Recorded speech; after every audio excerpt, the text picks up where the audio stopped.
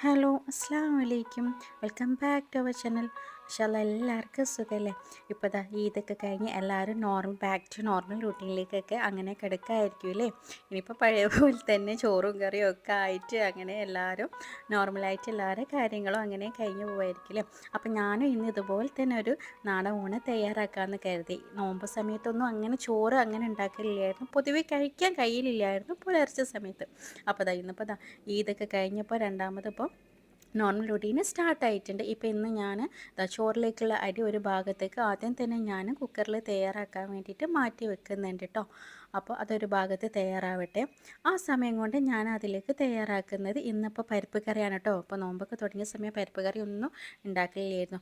അപ്പോൾ ഇതിപ്പോൾ കുറച്ച് ഞാൻ മസൂർ ദാൽ എടുത്തിട്ടുണ്ട്. നാട്ടിൽ എനിക്ക് ഉണ്ടോ അറിയില്ല, ഇതിപ്പോൾ ഇതൊരു ഓറഞ്ച് കളറിലുള്ള ഒരു പരിപ്പാണ് കേട്ടോ.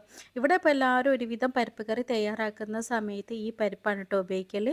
അപ്പോൾ ഞാനിപ്പോൾ ആ പരിപ്പ് കുറച്ചെടുത്ത് കഴുകി വൃത്തിയാക്കിയിട്ട് കുക്കറിലേക്ക് ചേർത്ത് കൊടുക്കുന്നുണ്ട്. ഞാൻ കുക്കറിലാണ് കേട്ടോ പരിപ്പ് കറി തയ്യാറാക്കുന്നത്, അതാകുമ്പോൾ വേഗം പെട്ടെന്ന് തയ്യാറാക്കാനും പറ്റും. അപ്പം ഇതുപോലെ പരിപ്പ് കുറച്ച് നല്ലോണം കഴുകി വൃത്തിയാക്കി കുക്കറിലേക്ക് ഇട്ട് കൊടുത്തതിന് ശേഷം ഞാൻ അതിലേക്ക് 2 അല്ലി വെളുത്തുള്ളി ചേർത്ത് കൊടുക്കുന്നുണ്ട്. 2-3 അല്ലി വളരെ ചെറിയ വെളുത്തുള്ളി അത് ചേർത്ത് കൊടുക്കുന്നുണ്ട്. 2 പച്ചമുളക് കീറി ചേർത്ത് കൊടുക്കുന്നുണ്ട്. ഒരു 1/4 കഷ്ണം തക്കാളിയും 1/4 കഷ്ണം ഓണിയനും കൂടി ഇതിലേക്ക് ചേർത്ത് കൊടുക്കുന്നുണ്ട് കേട്ടോ. ഞാൻ പരിപ്പ് കറി ഇതുപോലെ തയ്യാറാക്കുന്ന സമയത്ത് തക്കാളി ചേർത്ത് കൊടുക്കില്ല കേട്ടോ, എനിക്ക് നല്ല ടേസ്റ്റുള്ള മാതിരി തോന്നല്. ശേഷം ഞാൻ ഇതുപോലെ കൈകൊണ്ട് ആദ്യം നല്ലോണം ഞെരടും കേട്ടോ. വേവിക്കാൻ തൊട്ട് മുമ്പേ ഞാൻ ഇതുകൊണ്ട് കൈ കൊണ്ട് നല്ലോണം ഞെരടിയിട്ടാണ് കേട്ടോ വേവിക്കാൻ വെക്കൽ. അങ്ങനെ ആകുമ്പോൾ എനിക്ക് ഒന്നും കൂടി നല്ല ടേസ്റ്റുള്ള പോലെ തോന്നലുണ്ട്.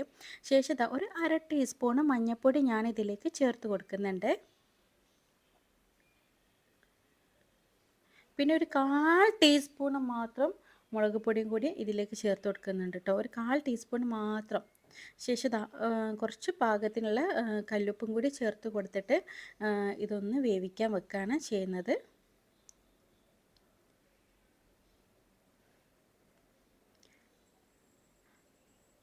കുറച്ച് വെള്ളം കൂടി ഒഴിച്ച് നമുക്ക് ഇനി ഇതൊന്ന് കുക്കറിൽ ഒരു 3-4 വിസിൽ അടുപ്പിച്ചെടുക്കുക ചെയ്യുന്നത്. അപ്പം ഞാൻ ഇതൊരു ഭാഗത്ത് ഇതുപോലെ തന്നെ പരിപ്പ് കറിക്ക് വേണ്ടിയിട്ട് അതൊരു ഭാഗത്ത് തയ്യാറാക്കാൻ വേണ്ടി മാറ്റി വെക്കുന്നുണ്ട്.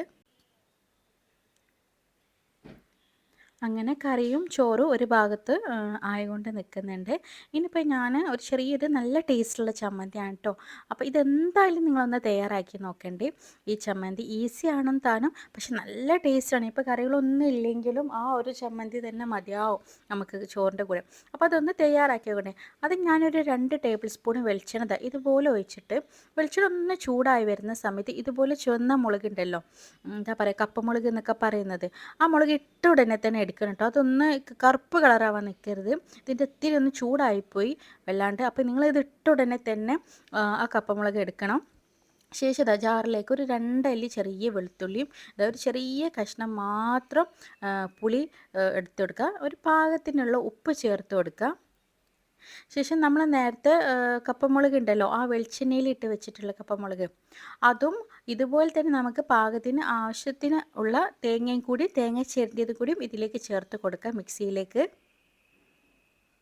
അപ്പം ഞാൻ മിക്സിയുടെ ജാറിൽ നമുക്ക് എത്രയാണോ ചമ്മന്തി ആവശ്യമുള്ള അതിനനുസരിച്ചിട്ടുള്ള തേങ്ങ ചേർത്ത് കൊടുത്തിട്ടുണ്ട്.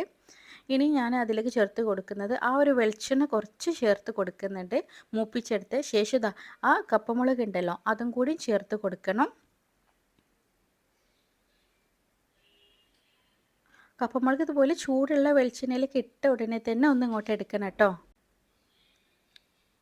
ശേഷം നമുക്ക് അതിലേക്ക് ഒരു 1/2 ടേബിൾ സ്പൂണ് പഞ്ചസാര ചേർത്ത് കൊടുക്കണം. അതെന്തായാലും മറക്കരുത്, പഞ്ചസാര നിർബന്ധമായിട്ട് ഇതിലേക്ക് ചേർത്ത് കൊടുക്കണം. പഞ്ചസാരയും കൂടി ചേർത്ത് നമുക്ക് ഇതെന്താ ചെയ്യുക, ഒന്ന് ജസ്റ്റ് ഒന്ന് അടിച്ചെടുക്കാം. ഇനി നമുക്ക് ഒന്ന് അടിച്ച ശേഷം ഒരു 1/4 കഷ്ണം സവാളയും കൂടി ചേർത്തിട്ട് നല്ലോണം ഒന്ന് അടിച്ചെടുക്കുകയാണ് ചെയ്യുന്നത് ഇതിലേക്ക്. ഇപ്പോൾ നമ്മൾ അടിപൊളിയായിട്ടുള്ള ചമ്മന്തി റെഡി ആയിട്ടുണ്ട്.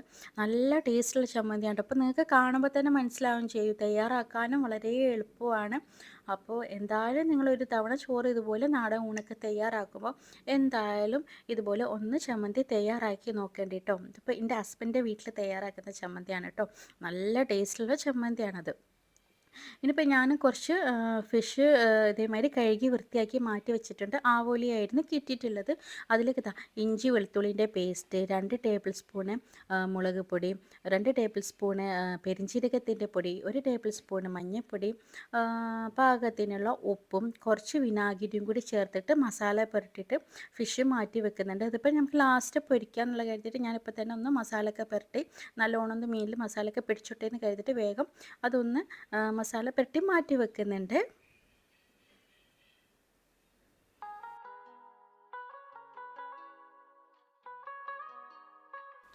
ഇനിയിപ്പോൾ ഞാൻ തയ്യാറാക്കുന്ന നല്ലൊരു മാമ്പഴ പുളിശ്ശേരിയാണ് കേട്ടോ.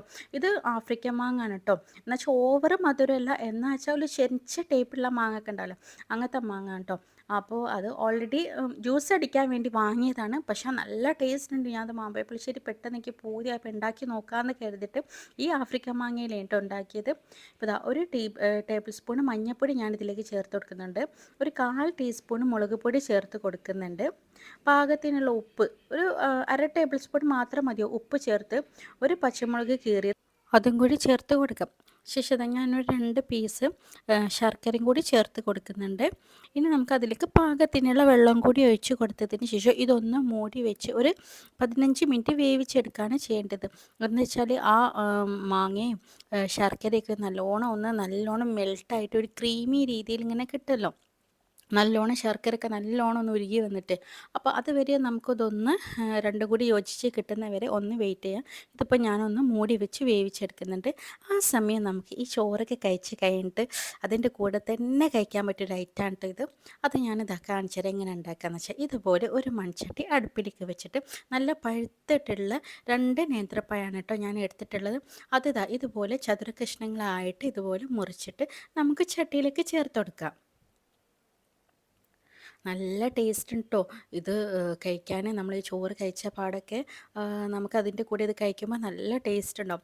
ഇനിയിപ്പോൾ ഞാനൊരു 3-4 കഷ്ണം ഇതുപോലെ ശർക്കര ചേർത്ത് കൊടുക്കാം പാകത്തിന്. എന്ന് വെച്ചാൽ ആ നേന്ത്രപ്പഴം മുങ്ങി കിട്ടുന്ന പാകത്തിന് പരുവത്തിൽ കുറച്ച് വെള്ളം ചേർത്ത് കൊടുക്കാം. ഒരു അര ടേബിൾ സ്പൂൺ ഏലക്കായൻ്റെ പൊടിയും അതുപോലെ തന്നെ ഒരു അര ടേബിൾ സ്പൂണ് ഉപ്പും ചേർത്ത് കൊടുത്തിട്ട് നമുക്കിതൊന്ന് മൂടി വെച്ച് വേവിച്ചെടുക്കാം. ഒരു ഭാഗത്ത് മാമ്പഴ പുളിശ്ശേരിയൊക്കെ ഉള്ളതും വെന്ത് വേവിച്ച് കൊണ്ടിരിക്കുന്നുണ്ട്. മറുഭാഗത്ത് ഇതുപോലെ ചട്ടിയിൽ ഈ നേന്ത്രപ്പഴം നല്ലോണം ഒന്ന് വേവിക്കാൻ വേണ്ടിയിട്ട് ഞാൻ വെക്കുന്നുണ്ട്. ഇപ്പോൾ നമ്മൾ ചോറൊക്കെ ഓൾറെഡി ആയ ചോറ് ഞാൻ ഊറ്റി വെച്ചിട്ടുണ്ട്. അപ്പോൾ ഇതൊക്കെ ആക്കിയപ്പോൾ ഞാൻ കരുതിയിരുന്ന പിന്നെ അതൊരു വാഴയിലേ തന്നെ നമുക്ക് കഴിക്കാം. ഇപ്പോൾ കുറേ ദിവസം കൂടിയിട്ട് നമ്മളൊരു ഉച്ചഭക്ഷണം കഴിക്കില്ല, അപ്പോൾ വാഴയിലയിൽ കഴിക്കാമെന്ന് കരുതിയിട്ട് ഞാനിപ്പോൾ തൊട്ടടുത്തുള്ള സൂപ്പർ മാർക്കറ്റിൽ വാഴയില ഉണ്ടോ നോക്കാൻ വേണ്ടിയിട്ട് വന്നതാണ് കേട്ടോ. നോക്കിയപ്പോൾ നല്ല ഫ്രഷ് ആയിട്ടുള്ള വാഴയില ഉണ്ടായിരുന്നു. അപ്പം ഞാനൊരു 2 പീസ് ഇതുപോലെ തന്നെ വാഴയില അവിടെ നിന്നും എടുക്കുന്നുണ്ട്. അങ്ങനെ വാഴയിലൊക്കെ വാങ്ങി വന്ന് ഞാൻ അത് വേവിക്കാൻ വെച്ചിട്ടാണ് കേട്ടോ. ഇതുപോലെ വാഴയില വാങ്ങാൻ വേണ്ടി പോയത്, ചെറിയ തീയിലിട്ടിട്ട് വേവിക്കാൻ വെച്ചിട്ടാണ് പോയത്.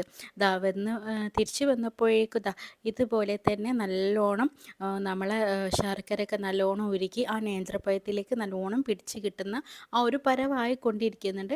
ഇനിയിപ്പോൾ ഒന്നും കൂടി തിരിച്ചിട്ട് കൊടുത്തിട്ട് ഒന്നും കൂടി ഒരു 5-10 മിനിറ്റ് ഒന്ന് വേവിക്കാൻ വെക്കുന്നുണ്ട്. ഒന്നും കൂടി നല്ലോണം ഒന്ന് കുറുകി കിട്ടാൻ വേണ്ടിയിട്ടാണ്. ഓൾമോസ്റ്റ് വെന്തിട്ടുണ്ട്, എന്നാലും ഒന്ന് കുറുകി കിട്ടാൻ വേണ്ടിയിട്ട് ഞാനൊന്ന് വേവിക്കാൻ വെക്കുന്നുണ്ട്. ഇവിടെ നമ്മൾ ഏകദേശം നമ്മളെ മാമ്പഴ പുളിശ്ശേരിയൊക്കെ റെഡി ആയിട്ടുണ്ട്.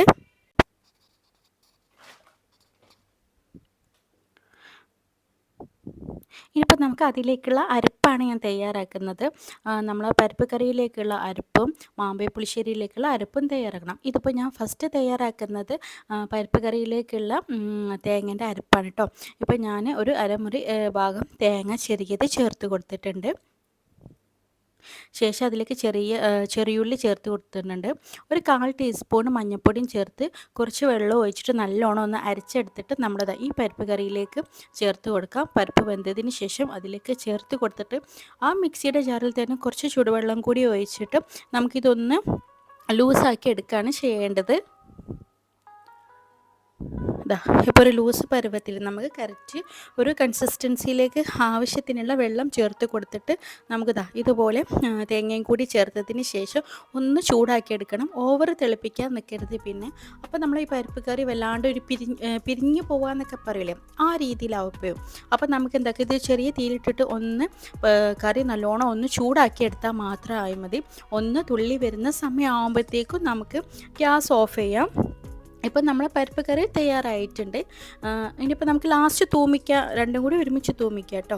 ഇനിയിപ്പോൾ നമുക്ക് മിക്സിയുടെ ജാറിലേക്ക് മാമ്പഴപ്പുളിശ്ശേരിക്ക് വേണ്ടിയിട്ട് ഇതുപോലെ തന്നെ കുറച്ച് തേങ്ങ ചെരുകിയതും അതിലേക്ക് ഞാൻ ഒരു 1/4 ടീസ്പൂൺ മഞ്ഞൾപ്പൊടി ചേർത്ത് കൊടുക്കുന്നുണ്ട്. ശേഷം അതിലേക്ക് ഞാൻ ചേർത്ത് കൊടുക്കുന്നത് 1 ടീസ്പൂൺ നല്ല ജീരകമാണ് കേട്ടോ. ശേഷം 2 ടേബിൾ സ്പൂൺ നല്ല കട്ടത്തൈരും കൂടി ഇതിലേക്ക് ചേർത്ത് കൊടുക്കുന്നുണ്ട്. തൈരും കൂടി ചേർത്ത ശേഷം നല്ലോണം ഒന്ന് അടിക്കുകയാണ് ചെയ്യേണ്ടത്. നല്ലോണം മിക്സിയുടെ ജാറിൽ ഒന്ന് അടിച്ചെടുക്കണം. ഇപ്പോൾ ഏകദേശം നമ്മളെ ആ നേന്ത്രപ്പഴത്തിൻ്റെ അതൊക്കെ ഉണ്ടല്ലോ, അതൊക്കെ നല്ലോണം ആ ശർക്കരയിൽ നല്ലോണം അലിഞ്ഞ് ചേർന്ന് സെറ്റായിട്ടുണ്ട്. ഇപ്പോൾ ഇനിയിപ്പോൾ നമുക്ക് അതൊന്ന് ഓഫ് ചെയ്ത് അത് മാറ്റി വെക്കാം കേട്ടോ. അത് നമുക്ക് ചോറൊക്കെ കഴിച്ച് കഴിഞ്ഞിട്ട് ഉടനെ കഴിക്കാൻ തന്നെ വേണ്ടിയിട്ടാണ് കേട്ടോ ഞാനത് ഉണ്ടാക്കിയത്. ഇപ്പം നമ്മളെ മാമ്പഴപ്പുളിശ്ശേരി ഏകദേശം സെറ്റായിട്ടുണ്ട്. ഇനിയിപ്പോൾ നമുക്ക് അതിലേക്ക് എന്ത് ചെയ്യാം, മാങ്ങയൊക്കെ വെന്തതിൻ്റെ ശേഷം ഈ അരപ്പ് അതിലേക്ക് ചേർത്ത് കൊടുക്കാം. ഈ സമയം തീ ഒന്ന് ചെറുതാക്കി വെക്കണം കേട്ടോ. ഒന്ന് ഇതുപോലെ തീ ചെറുതാക്കി വെച്ചിട്ട് കുറച്ച് സമയം ഇതുപോലെ ഇളക്കി കൊടുത്തിട്ട് ഒന്ന് ഇതുപോലെ ചൂടാക്കി എടുക്കുകയാണ് ചെയ്യേണ്ടത്. നല്ല ഈ സമയം നമ്മൾ തൂമിക്കാണ്ട് തന്നെ നമ്മൾ ഈ മാമ്പഴപ്പുളിശ്ശേരി കഴിക്കുമ്പോൾ എന്തൊരു ടേസ്റ്റാണ്. ഇതിങ്ങനെ വോയിസ് ഓവർ കൊടുക്കുമ്പോൾ തന്നെ വായിൽ വെള്ളം വരാം. നല്ല ടേസ്റ്റ് ഉണ്ടായിരുന്നു. ഇനിയിപ്പോൾ ഞാൻ മാമ്പഴപ്പുളിശ്ശേരി റെഡി ആയിട്ടുണ്ട്. ഇനി നമുക്ക് രണ്ടിലേക്കും വേണ്ടിയിട്ട് ഞാനൊന്ന് തൂമിച്ചെടുക്കുന്നത് കടുകും കപ്പമുളകും കറിവേപ്പിലയും ചേർത്തിട്ട് വെളിച്ചെണ്ണയിൽ പരിപ്പ് കറിക്ക് വേണ്ടിയിട്ട് തൂമിച്ചിട്ടുണ്ട്. അതേ പാനിൽ തന്നെ കുറച്ച് വെളിച്ചെണ്ണ ഒഴിച്ചിട്ട് അതിലേക്ക് ഇതുപോലെ തന്നെ കടുക്, ഉലുവ, കപ്പമുളകും കറിവേപ്പിലയും ചേർക്കുന്നുണ്ട്.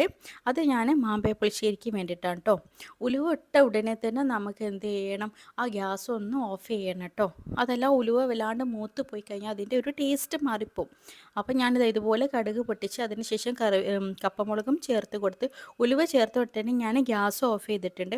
എന്നിട്ടാണ് കേട്ടോ ഞാൻ കറിവേപ്പില ചേർത്തിട്ടുള്ളത്. കറിവേപ്പിലയും കൂടി ചേർത്തിട്ട് ഞാൻ എന്ത് ചെയ്ത് ആ മാമ്പഴപ്പുളിശ്ശേരിയിലേക്ക് ചേർത്ത് കൊടുത്തിട്ടുണ്ട്. ഇപ്പം നമ്മളെ മാമ്പഴപ്പുളിശ്ശേരി സെറ്റായിട്ടുണ്ട്.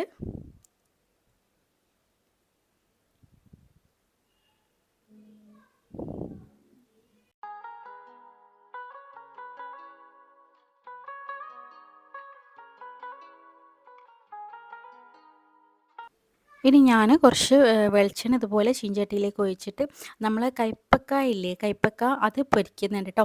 ഇതിപ്പോൾ എനിക്ക് നാട്ടിൽ നിന്ന് കൊടുത്തയച്ചാണ്. ഇതേമാതിരി ശരിക്കെൻ്റെ സിസ്റ്റർ ഇതേമാതിരി മൂപ്പരാളെ വീട്ടിലുണ്ടാക്കിയതാണ്. അപ്പോൾ ഇതേമാതിരി എനിക്ക് കുറച്ച് കൊടുത്തയച്ചതാണ്. അപ്പോൾ നോമ്പായ സമയത്ത് ഇത് അത്ര പൊരിക്കാനൊന്നും അങ്ങനെ കഴിഞ്ഞിട്ടില്ല. അപ്പോൾ ഞാൻ ഇതും കൂടി കുറച്ച് കയ്പ്പയ്ക്ക കൂടി ഒന്ന് പൊരിച്ചെടുക്കുന്നുണ്ട് ചോറിൻ്റെ കൂടെ കഴിക്കാൻ വേണ്ടിയിട്ട്. ഇട്ട ഉടനെ തന്നെ നമുക്ക് ഇങ്ങോട്ടേക്ക് എടുക്കട്ടോ. നല്ല ചൂടുള്ള വെളിച്ചെണ്ണയൊന്നും ഓവർ മുരിക്കാനോ ഇതാക്കാനോ ഒന്നും നിൽക്കേണ്ട. വല്ലാണ്ട് ഒരു കളറ് മാറി അതിൻ്റെ ടേസ്റ്റ് മാറും. അതിനുശേഷം ഞാൻ ഇതുപോലെ തന്നെ വെളിച്ചെണ്ണയിൽ നേരത്തെ മസാല പുരട്ടി വെച്ച് മീൻ പൊരിച്ചിട്ടുണ്ട്. ഒരു ഓംലേറ്റും ഉണ്ടാക്കിയത്. അപ്പോൾ നമ്മളെ ചോറൊക്കെ റെഡി ആയിട്ടുണ്ട്. ഇതിൻ്റെ കൂടെ നല്ല കട്ടി തേങ്ങാപ്പാലാണ് കേട്ടോ ഈ നേന്ത്രപ്പഴത്തിൻ്റെ കൂടെ കൂട്ടി. കയ്പ്പക്കായ പൊരിച്ചതും അതുപോലെ നല്ല മാമ്പഴപ്പുളിശ്ശേരി, ആവോലി ഫ്രൈ, പരിപ്പ് കറി. ഇനിയിപ്പോൾ ഇതൊക്കെ ഞാനൊന്ന് വാഴയില വാങ്ങിയെന്ന് പറഞ്ഞിട്ടില്ലായിരുന്നോ, അതിലേക്കൊന്ന് ഇതൊക്കെ ഒന്ന് വിളമ്പി സെറ്റാക്കി വെക്കുന്നുണ്ട്.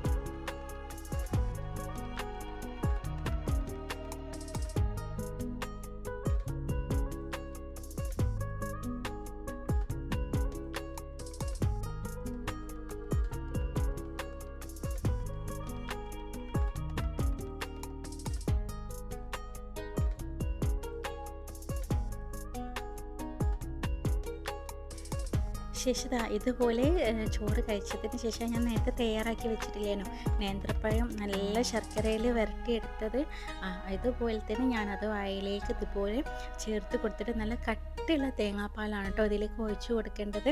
അതുപോലെ തന്നെ പപ്പടവും ചേർത്തിട്ട് നമുക്ക് നല്ലോണം കൈകൊണ്ട് ഞെരടിയിട്ട് ഈ ചോറ് കഴിച്ച് കഴിഞ്ഞതിന് ശേഷം ഉടനെ തന്നെ കഴിക്കാം.